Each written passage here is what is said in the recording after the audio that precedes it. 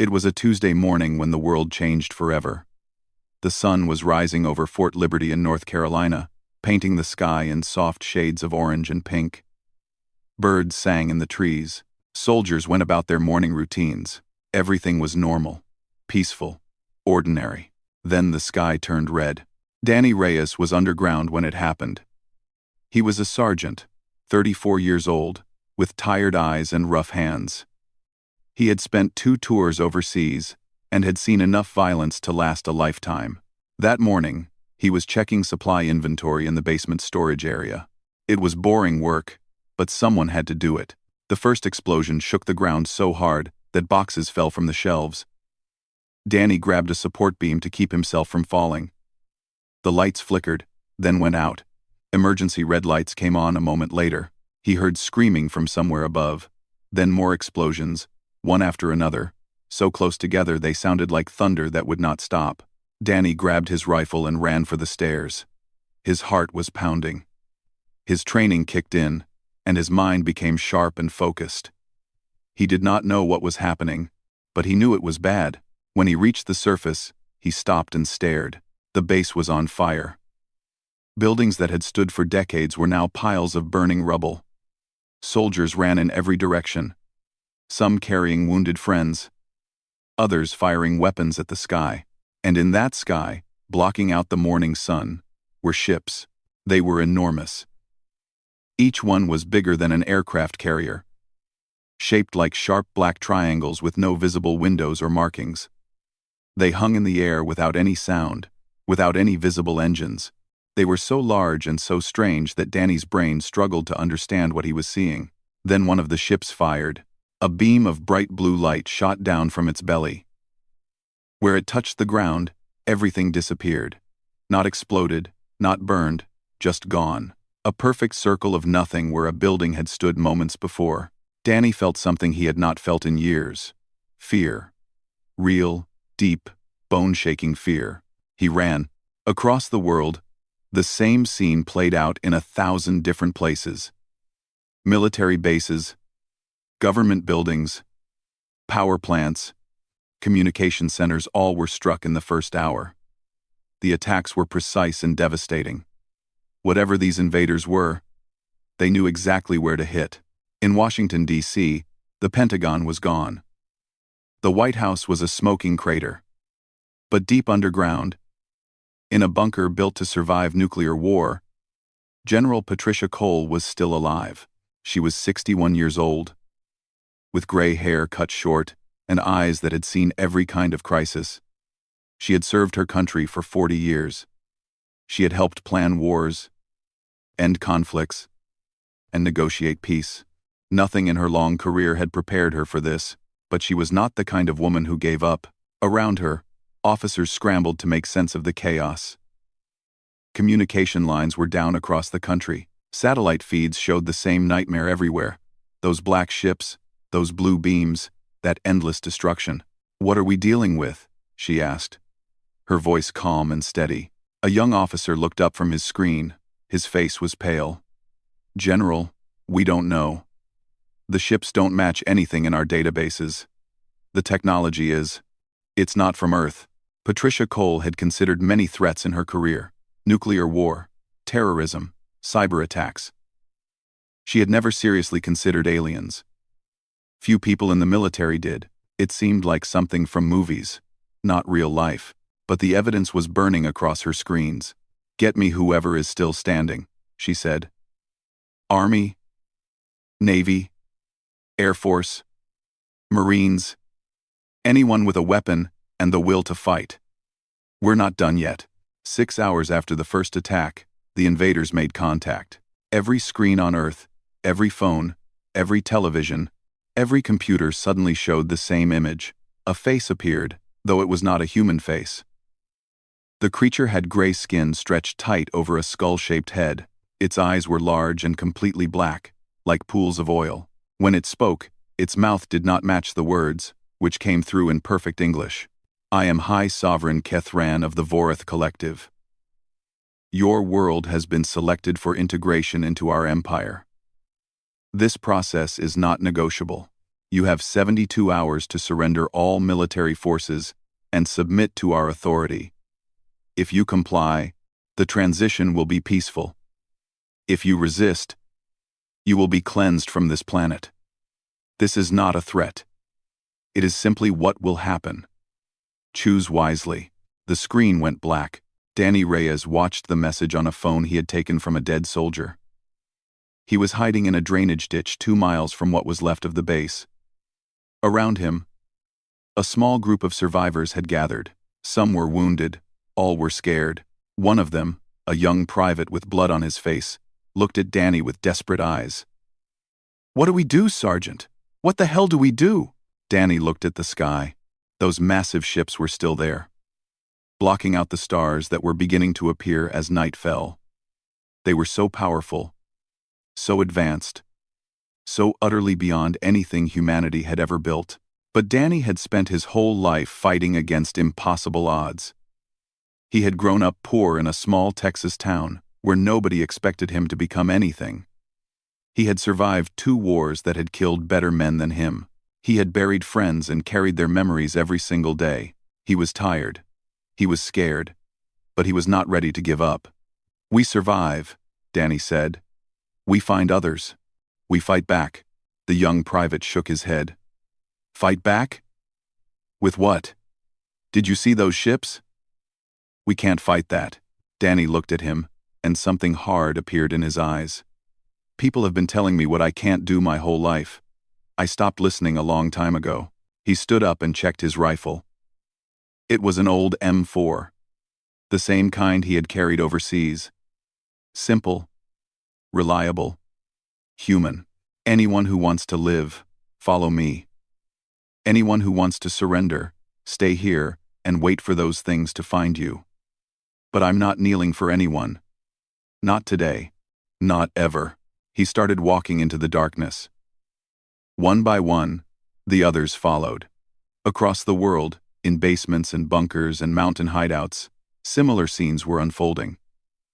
The Vorath expected surrender. They had conquered hundreds of worlds, and every single species had submitted once they saw the power of the collective. But they had never met humans before. They had never faced a species that had spent its entire history fighting against impossible odds, struggling against nature and each other, surviving ice ages and plagues and wars that killed millions. They had never encountered creatures who saw surrender as worse than death. The 72 hours came and went. No surrender came. The Vorath were confused. Then they were annoyed. Then, slowly, they began to realize they had made a terrible mistake. The war for Earth had begun. The Vorath Collective had conquered 217 worlds across 40,000 years. Their methods were simple and effective. They would arrive with overwhelming force, destroy military targets, and demand surrender. Every species they had encountered followed the same pattern: shock, fear, submission. Humans did not follow the pattern. High Sovereign Kethran stood on the bridge of his command ship, watching reports come in from across the planet. His black eyes narrowed as he read the numbers. In the 3 weeks since the deadline had passed, his ground forces had suffered over 4,000 casualties. 4,000 soldiers lost to a species that had not even achieved interstellar travel. It was embarrassing. It was confusing. It was, for the first time in Kethran's long career, genuinely concerning. "They are using primitive projectile weapons," one of his advisors reported. "Chemical propellants launching metal fragments. Our energy shields are not designed for such attacks." Kethran turned to look at him. "Explain." "Our shields deflect plasma and laser fire. They were designed for warfare against civilized species. These humans are using weapons that were obsolete in our culture before we achieved spaceflight. The projectiles are too small and too fast for our shields to recognize as threats." Kethran processed this information. For 40,000 years, the Vorath had fought enemies who used energy weapons. They had perfected defenses against beams and bolts, and directed radiation. No one had thought to defend against something as primitive as a bullet. It was almost funny, if it was not so deadly. Danny Reyes crouched behind a fallen tree, watching the Vorath patrol through his rifle scope. There were 6 of them, Tall and thin, with gray skin and those disturbing black eyes, they moved stiffly, like insects, their long limbs bending at strange angles. He had learned a lot about them in the past few weeks. He had learned that they died just like anything else when you put a bullet in the right place. Beside him, Corporal Maria Santos checked her own weapon. She was 30 years old, with dark hair tied back in a tight bun and a scar across her chin from a knife fight in her youth. She had been a medic before the invasion, but she had learned to kill just as well as she had learned to heal. 6 targets, she whispered. You take the 3 on the left. I take the right? Danny nodded. On my mark. They had picked up others along the way. Kevin Marsh was a 19-year-old communications specialist who had been on his first week of active duty when the world ended.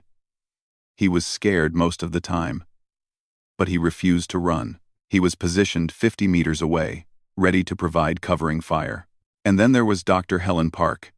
She was a civilian, a xenobiologist who had been consulting with the military when the invasion began. She was not a soldier, but she was possibly the most valuable person in their group. She had studied the Voreth, learned their biology, found their weaknesses. Danny steadied his breathing. Mark. 6 shots rang out in quick succession. 6 Vorath fell. Kevin's voice came through the radio. Clear. No reinforcements incoming. They moved quickly, collecting weapons and supplies from the fallen aliens.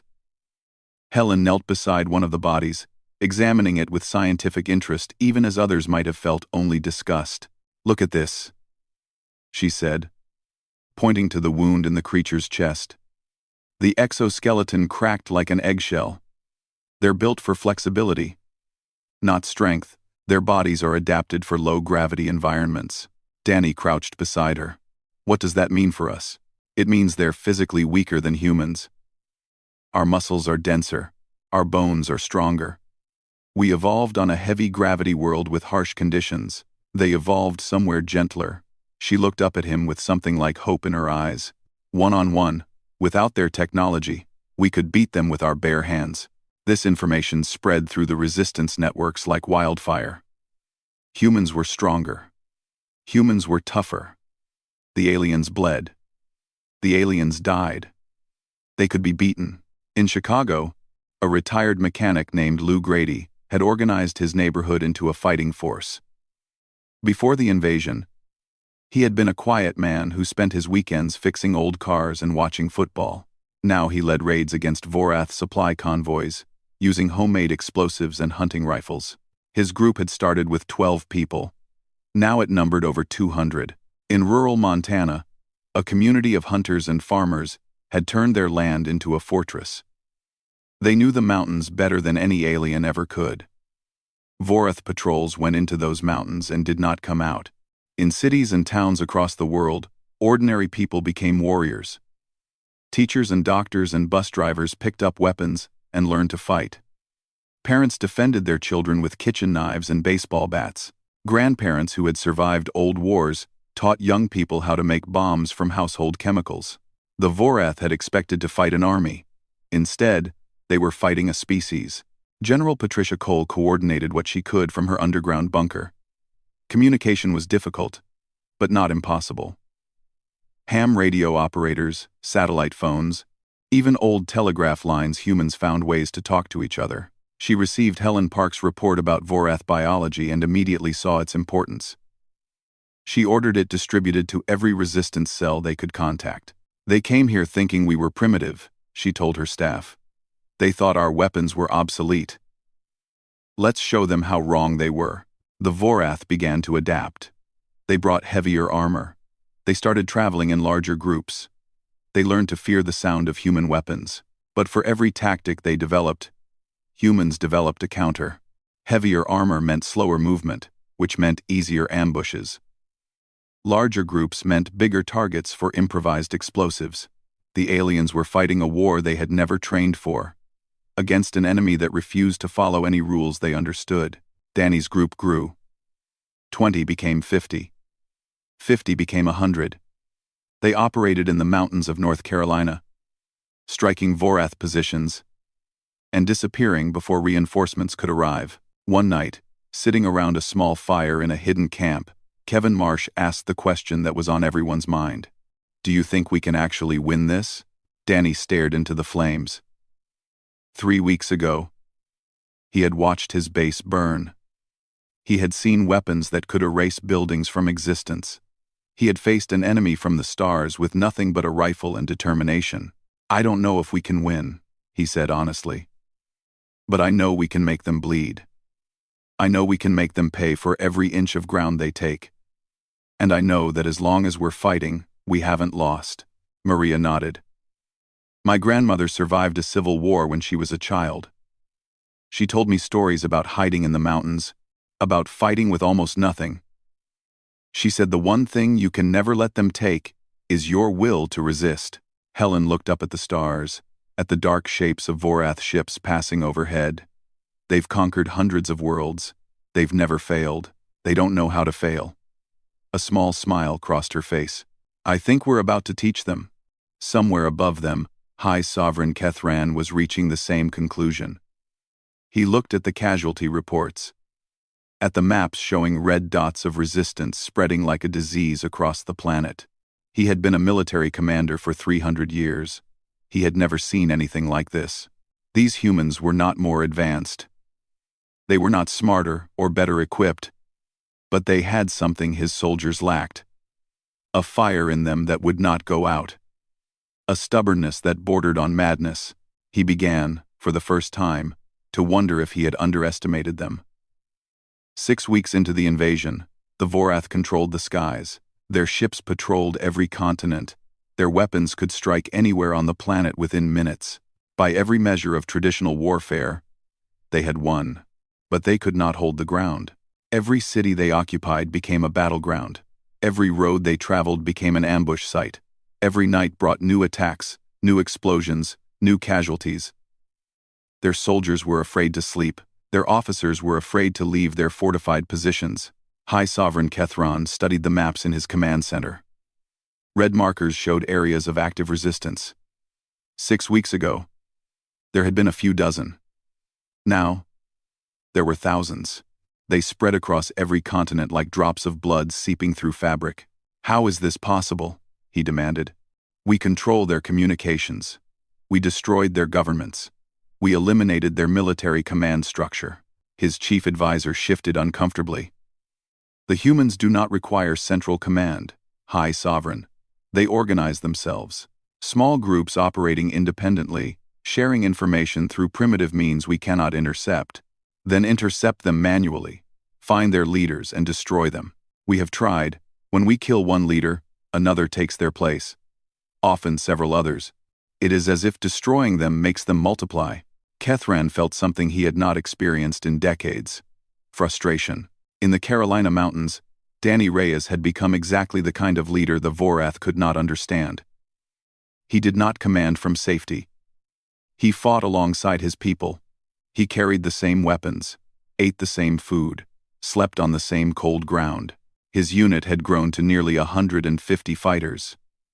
Some were soldiers like him, survivors of destroyed bases and scattered units.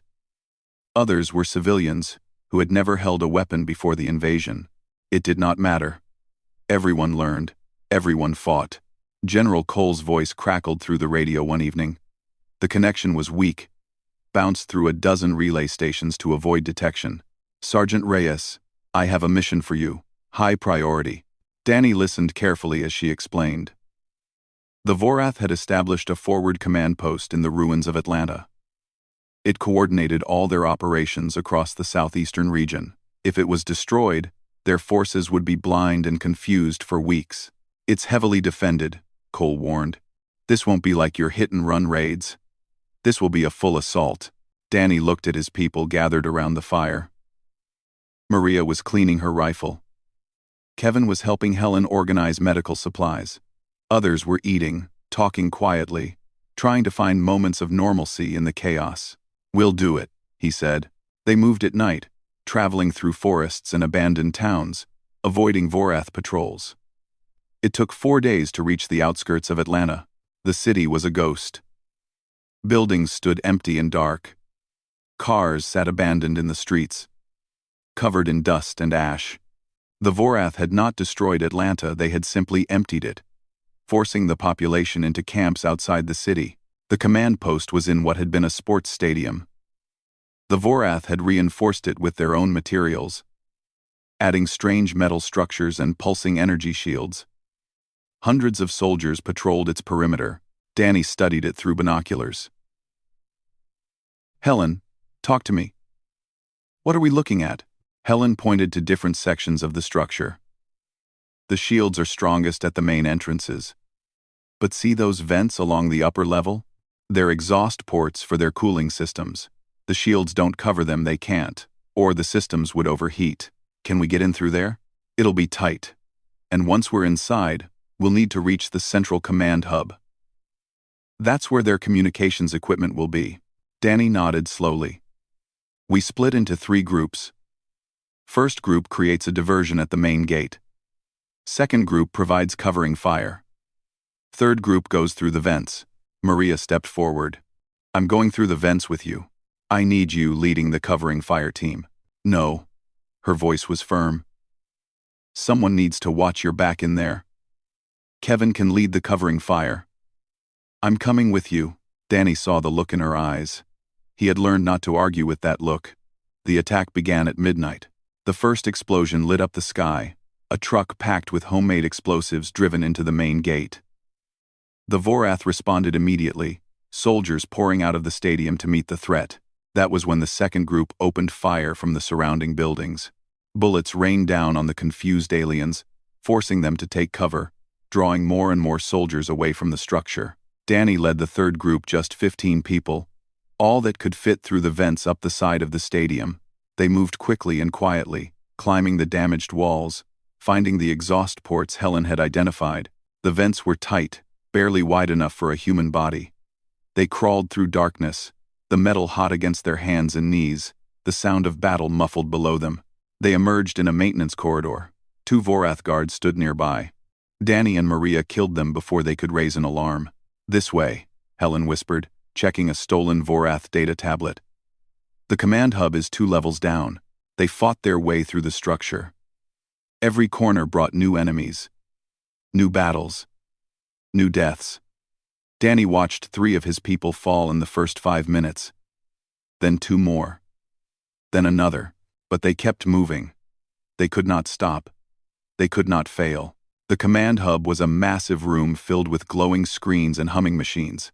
A dozen Vorath technicians worked at consoles, coordinating operations across 4 states. When Danny's team burst through the door, they looked up with those black eyes wide with surprise. The fight was brutal and short. When it was over, Danny stood in the center of the room, breathing hard. 7 of his 15 people had survived. Maria was wounded. A plasma burn across her left shoulder that had blackened her armor and blistered the skin beneath. She refused to sit down. "Helen," Danny said, "do what you need to do." Helen moved to the main console. Her fingers flew across the alien interface. She had spent weeks studying captured Vorath technology, learning their systems. "I'm downloading everything. Communications, codes, patrol schedules, supply routes. This is incredible." "How long?" 3 minutes. They did not have 3 minutes. The door exploded inward. Vorath soldiers poured through, firing energy weapons that scorched the air. Danny's people took cover behind consoles and equipment. Returning fire. Kevin's voice came through the radio, strained with effort. "We can't hold them outside much longer. There are too many. You need to get out now." "Almost there," Helen shouted. 90 seconds. Danny looked at his remaining fighters. They were exhausted, wounded, nearly out of ammunition. They had already given so much. They would give more. He grabbed a Vorath energy weapon from a dead technician. He did not know exactly how it worked, but he figured it out quickly enough. "Hold this position," he ordered. "Whatever it takes." The next 90 seconds were the longest of his life. He fired until the energy weapon ran dry, then switched to his rifle, then to his pistol. Maria fought beside him, her wounded arm hanging useless at her side, shooting with her remaining hand. "Done." Helen yanked a data chip from the console. I have everything. They ran. The escape was chaos. Danny carried a wounded fighter over his shoulder. Maria covered their retreat, emptying magazine after magazine into pursuing aliens. They burst through a window, dropped 2 stories to the ground, and sprinted for the darkness beyond the stadium lights. Behind them, the charges they had planted detonated. The command hub disappeared in a ball of fire that lit up the night sky. They regrouped 3 miles away, in the basement of an abandoned church. Of the 150 people who had started this mission, 43 had returned. The others were dead or missing. Danny sat against a wall, too tired to stand. His hands were shaking. His body ached in places he did not know could ache. Maria sat beside him. Her shoulder was bandaged now. Helen, having worked on it with what little medical supplies they had. She did not speak. She just sat there. Alive. Breathing. Kevin approached them slowly. Sergeant. The data Helen recovered. General Cole says it's everything we hoped for and more. She says this is a turning point. Danny nodded. He thought of the 17 dog tags in his pocket. 17 people who would never see the turning point. Then it was worth it, he said quietly. It has to be worth it. Outside, the sky began to lighten with the first hints of dawn.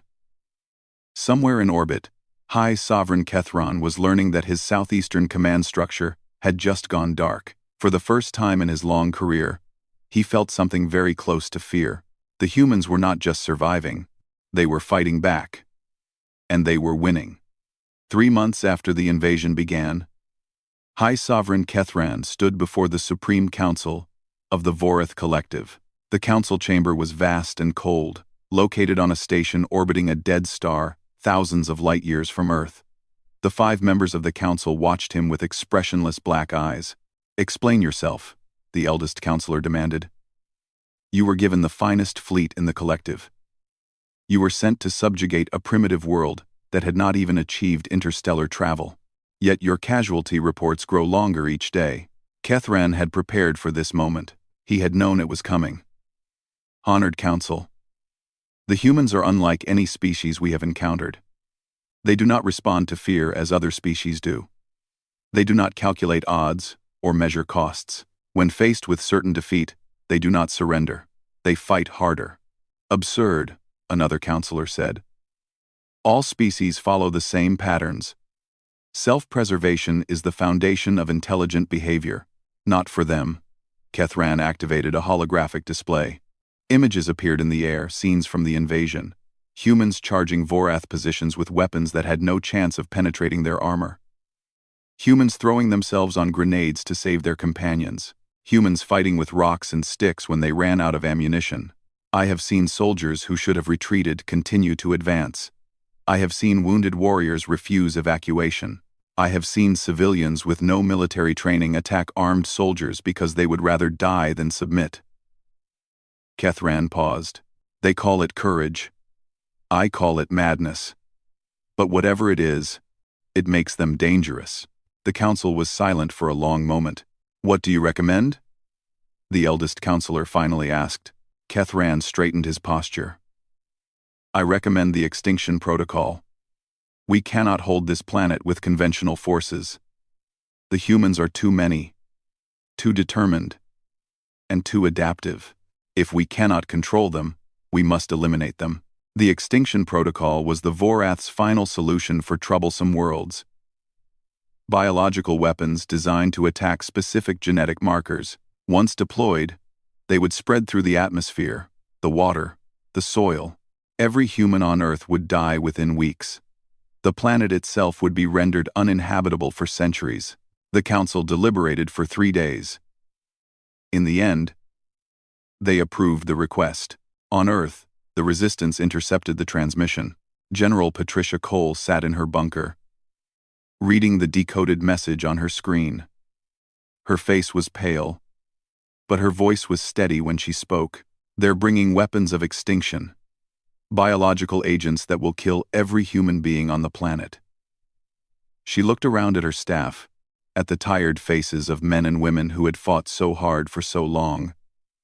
We have approximately 2 weeks before the weapons arrive. Can we stop them? Someone asked. Not in space. We don't have the capability to intercept their ships. Cole stood up. Walked to a map of the world that covered one wall. But Dr. Park believes she can disable the weapons remotely if we can capture a Vorath ship with intact command systems. She pointed to a location in the Appalachian Mountains of West Virginia. 6 days ago, a Vorath carrier crashed here after being damaged by anti-aircraft fire. Our scouts report it's largely intact, but heavily guarded. The Vorath are trying to repair it. If we can take that ship. Cole continued. Dr. Park thinks she can access their central network. Find the codes to deactivate the biological weapons before they deploy. That's a lot of ifs, an officer said quietly. Cole nodded. It is. But it's also our only chance. She pressed a button on her console. Get me Sergeant Reyes. Danny received the orders 3 hours later. His unit was still recovering from the Atlanta mission. They had lost too many people, gained too few replacements, but there was no one else close enough, experienced enough, or crazy enough to attempt this mission. He gathered his people and told them the truth. He told them about the extinction protocol. He told them what would happen if they failed. He told them that this mission was likely suicide. Anyone who wants to walk away, I understand. No judgment. You've already given more than anyone could ask. No one walked away. They moved fast, covering ground that should have taken weeks in just 4 days. They slept in shifts, ate while walking, pushed their bodies beyond exhaustion. Maria's shoulder was not fully healed, but she kept up with everyone else. Kevin had become a different person since the invasion, harder, quieter, more capable. Helen Park rode with them, her scientific equipment packed in a stolen Vorath hover vehicle. She had spent months studying their technology. She was as ready as she would ever be. The crashed carrier was enormous. A ship designed to transport thousands of soldiers across the galaxy. It had come down in a valley, carving a massive trench in the earth. Vorath engineers swarmed over its hull like insects, welding and repairing. Danny studied the scene through binoculars. Helen, what are we looking at? The main engineering section is intact. That's where the command systems will be. We need to get inside, fight our way to the central computer core, and give me enough time to access their network. How much time? Unknown. Could be minutes, could be hours. Their encryption is complex. Danny lowered the binoculars. Hundreds of Vorath soldiers guarded the ship. His unit numbered less than 50. The mathematics were not in their favor. But mathematics had never stopped them before. We go in at dawn, he said. Hit them when the light is in their eyes. The attack began with fire. They had spent the night preparing, planting charges along the valley walls, positioning fighters in hidden locations, creating a kill zone that would make the Vorath pay for every step. When the first explosions went off, Danny was already moving. His team, Maria, Kevin, Helen, and a dozen others, ran toward the ship while the rest of the unit provided covering fire. They reached the hull and found an open hatch. Inside, the ship was a maze of corridors and chambers, lit by flickering emergency lights. Vorath crew members appeared around every corner, and every corner brought another fight. Kevin fell first. He took a plasma bolt to the chest while clearing a room. He lived long enough to see the room was clear. To know his death had meant something. Keep moving, Danny ordered, his voice rough with grief. We can't stop. They pushed deeper into the ship. Half of Danny's team was gone by the time they reached the engineering section. Maria was wounded again, this time in the leg. She limped, but did not slow down. The command core was a vast chamber filled with machinery Danny could not understand. Screens covered the walls, displaying information in the alien language. In the center stood a massive pillar of pulsing light, the ship's main computer. Helen, do your thing. Helen ran to a console and began working. Her fingers moved across the alien interface with practiced familiarity. I'm in. Accessing their network. Looking for the weapons protocols. Vorath reinforcements arrived faster than expected. They poured through every entrance, firing energy weapons that turned the air to fire. Danny's remaining fighters took cover behind machinery and equipment, returning fire. One by one, they fell. Soon it was just Danny, Maria, and two others holding the door. Then just Danny and Maria. Then just Danny. Maria was on the ground. Her leg wound, having finally given out. She was still firing, propped against a console. But Danny could see she was fading. Helen, how much longer? Almost there. I've found the weapons codes. I just need to. A Vorath soldier appeared behind her. Danny shot it, but not before it fired.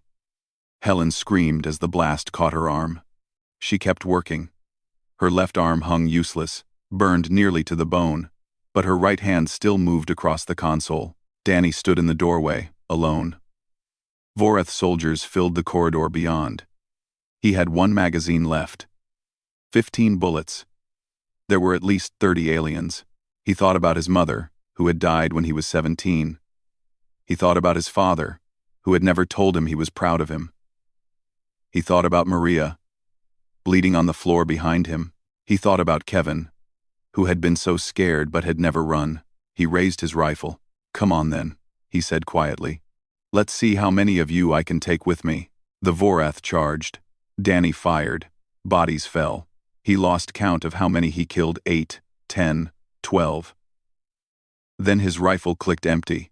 He drew his knife. The first Vorath that reached him died with human steel in its throat. The second died when Danny snapped its neck. The third died when he took its own weapon and turned it against it.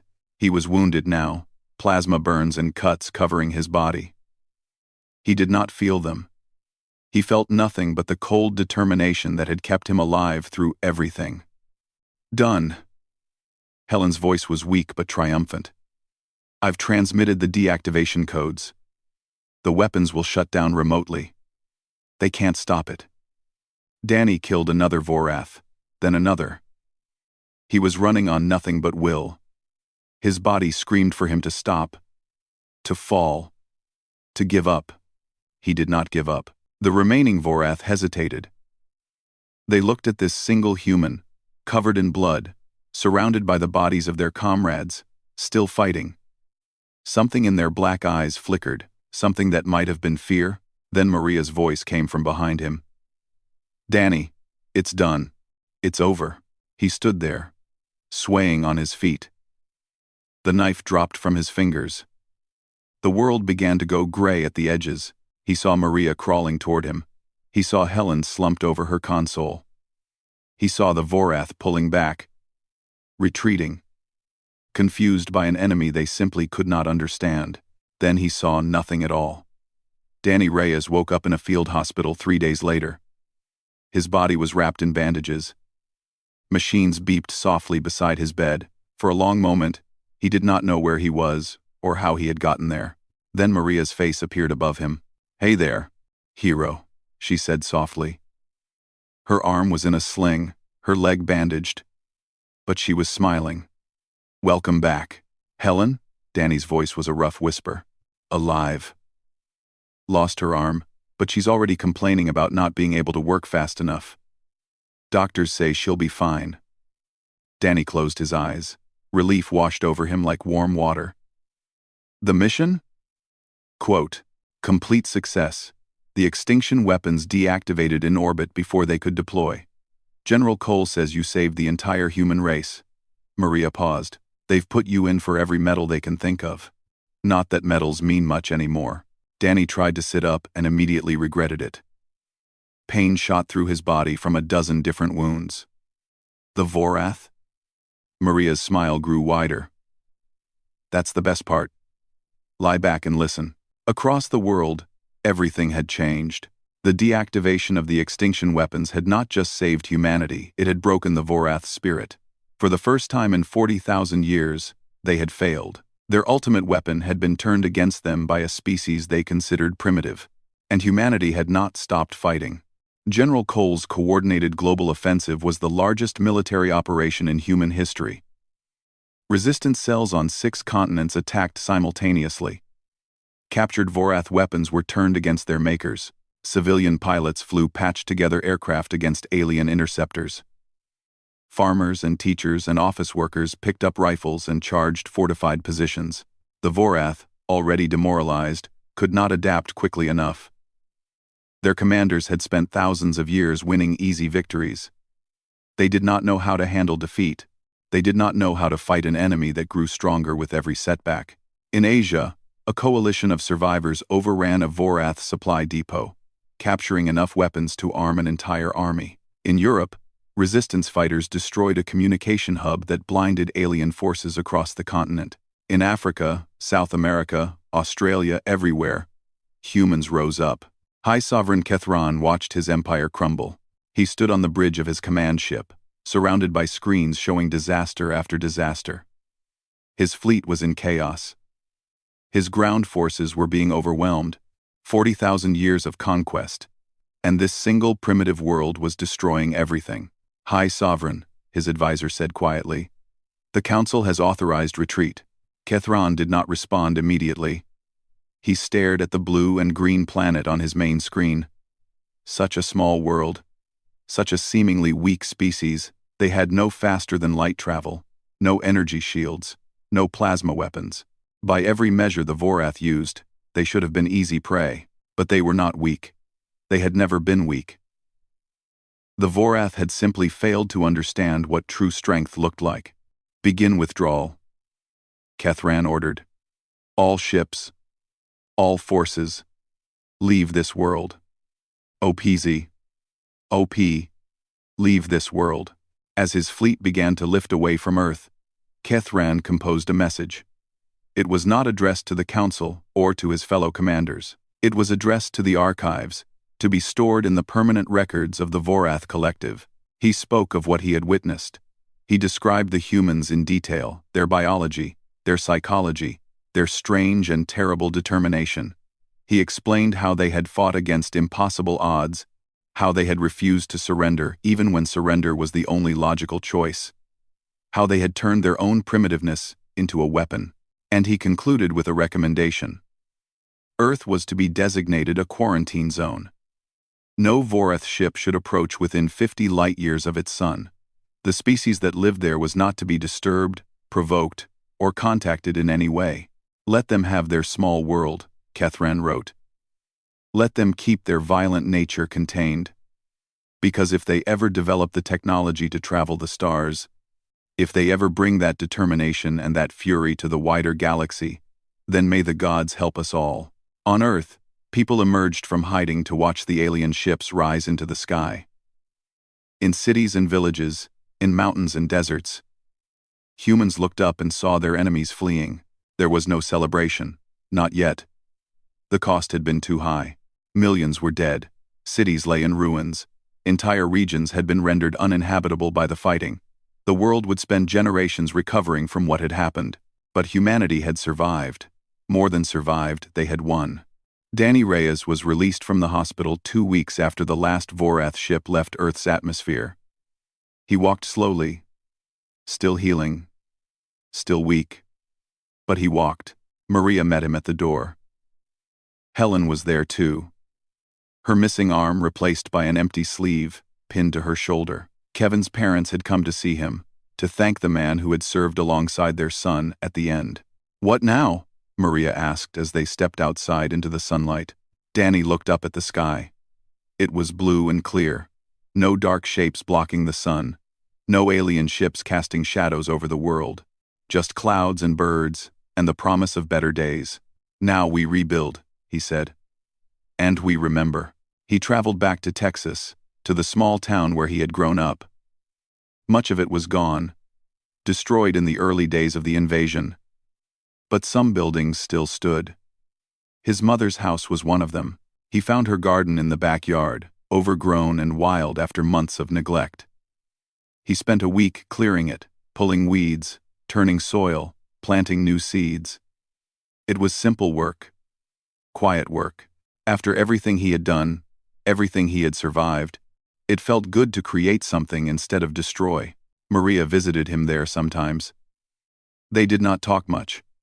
They had seen too much together for words to carry much meaning. They sat on the porch and watched the sun set. Two survivors finding peace in each other's company. Helen Park became the head of a new global initiative to study and understand the technology the Vorath had left behind. She traveled the world, working with scientists from every nation, turning the weapons of their enemies into tools for rebuilding.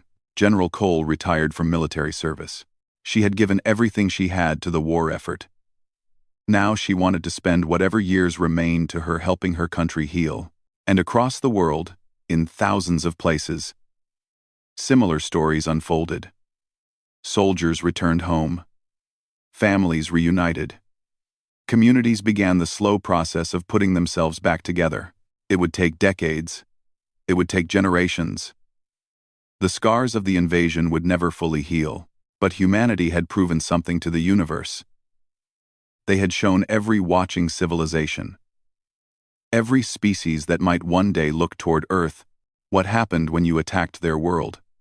They had demonstrated that humans were not cattle to be conquered, not resources to be harvested, not primitives to be subjugated. They were survivors. They were fighters. They were dangerous. On a quiet evening, Danny Reyes sat on his mother's porch, watching the stars come out. He thought about Kevin, about all the people he had lost, about the friends who would never see this peaceful sky. He thought about the dog tag still in his pocket. 17 names, 17 people who had given everything. Was it worth it? Maria asked softly from beside him. Danny considered the question. He looked at the stars, at the clear and quiet sky, at the world that still existed because ordinary people had refused to give up. They're still up there, he said. The Vorath. Other species too, probably. Looking at us. Wondering what we are. He reached over and took Maria's hand. And now they know. Now they'll think twice before coming back. That's worth something. That's worth everything. Maria leaned her head against his shoulder. The night was warm. The stars were bright. Somewhere far away, in the depths of space, civilizations were spreading the word about the strange and terrible species on the third planet, from an unremarkable yellow star. The species that did not know how to surrender. The species that fought back. Danny closed his eyes and let himself feel, for the first time in months, something like hope. The sky was clear. The war was over. And humanity had earned its place among the stars.